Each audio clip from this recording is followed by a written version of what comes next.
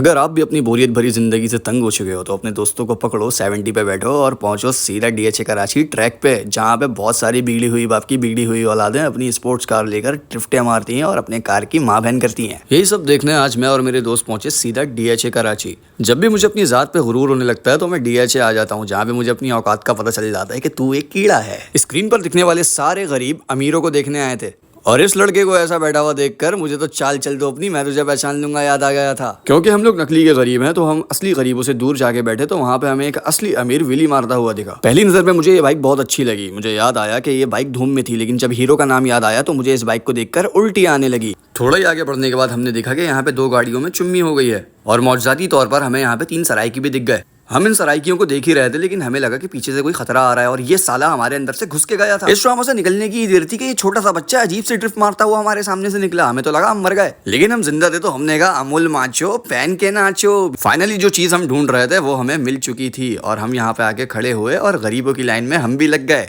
और इन अमीरों को गाड़ियां घुमाते हुए देख के हम खुश हो रहे थे और तत्तो बजा रहे थे। लेकिन इसके बाद मैंने अपनी मर्सिडीज स्टार्ट की और मैं सीधा पहुंचा 2 दरिया अपने दोस्तों के साथ। यहाँ पहुंच के मेरे दोस्त ने कहा मुझे मेरी बच्ची याद आ रही है, तो मैंने उसको धोया, लेकिन फौरी तौर पे उसने मुझसे माफी मांगी और कहा कि मैं अपनी बच्ची को फक भी नहीं देता। ये देखो, हम लोग बहुत ही ज्यादा थक चुके थे तो यहाँ पे हमने अपने व्लॉग को एंड किया और हम सीधा घर जाके सो गए।